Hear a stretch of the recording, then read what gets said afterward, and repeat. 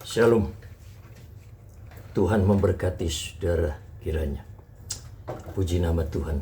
Saudara, Lukas 11 ayat 5-13 seutuhnya firman Tuhan ini di dalam tema ini.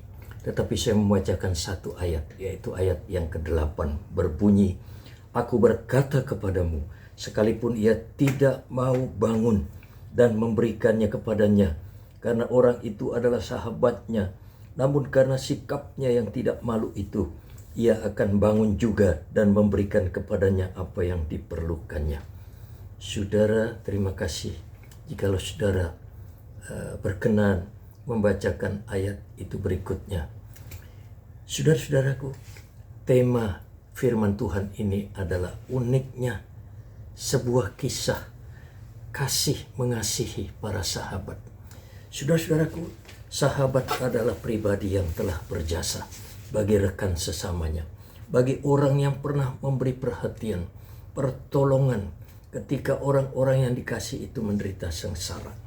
Sahabat lebih dari sekedar kenalan, teman biasa, ataupun pertemanan.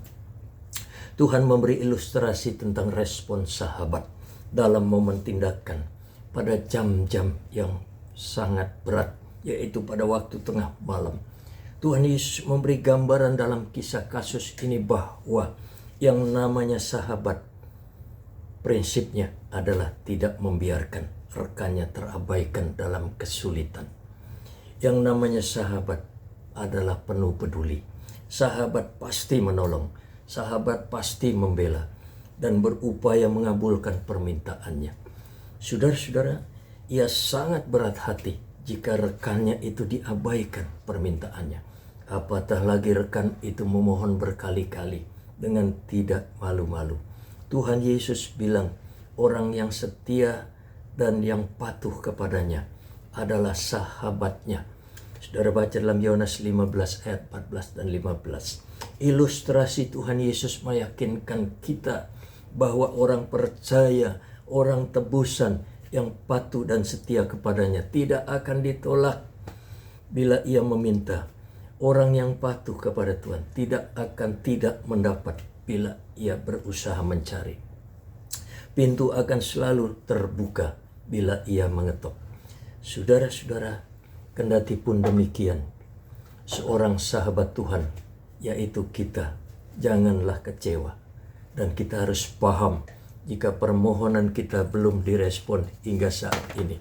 Tuhan sering melatih dan menguji iman kita melalui kasus-kasus yang rumit, yang pelik. Terkadang kita harus bergumul di dalam doa dalam waktu yang sangat panjang. Saudara, sebab iman yang bertalu-talu memohon, itulah iman yang sejati di mata Tuhan. Iman yang tangguh. Dan itu menjadi fokus Tuhan membina latih kita. Jika permohonan saudara cepat dikabulkan, maka itu tidak melahirkan iman yang tangguh. Saudara akan menjadi rekan sahabat yang cengeng, yang manja, yang getas imannya. Padahal iman yang kokoh, teguh, dan tangguh, Tuhan sedang persiapkan bagi kita untuk hari-hari hidup kita, di hari-hari terakhir, pada puncak pemberontakan dan pemurtadan menjelang Tuhan second coming. Tuhan datang kembali. Maka itu ketika kita meminta dan belum diberi, saudara-saudara, janganlah berhenti, tapi berusahalah terus meminta. Kata cari dan ketok itu artinya minta enggak jenuh-jenuh, minta enggak jerah-jerah, minta enggak kapok-kapok, minta tidak henti. Seruan yang bertalu-talu, datanglah dan minta lagi.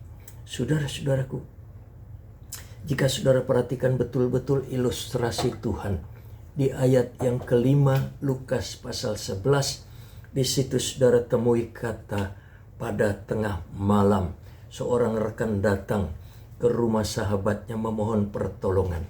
Maka tentu saja ini peristiwa yang sangat mengganggu waktu tidur, peristiwa yang menyusahkan, peristiwa yang mengusik ketenangan orang lagi tidur di tengah malam.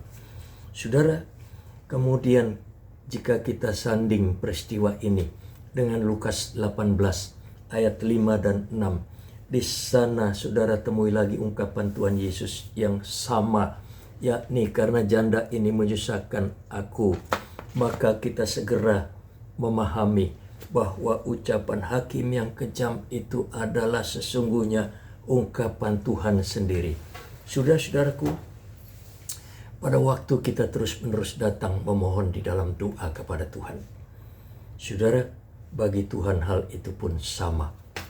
Ada perasaan terusik, ada perasaan terganggu, ada perasaan yang menyusahkan.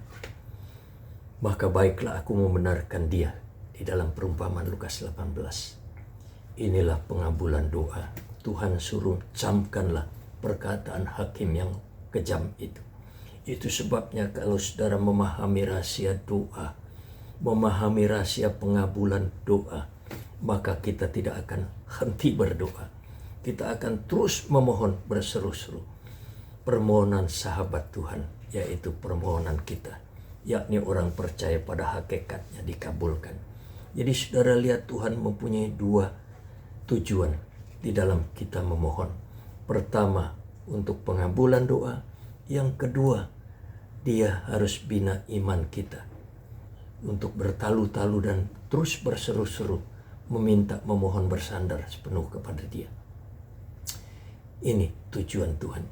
Biarlah kita mengerti. Kiranya Tuhan memberkati saudara.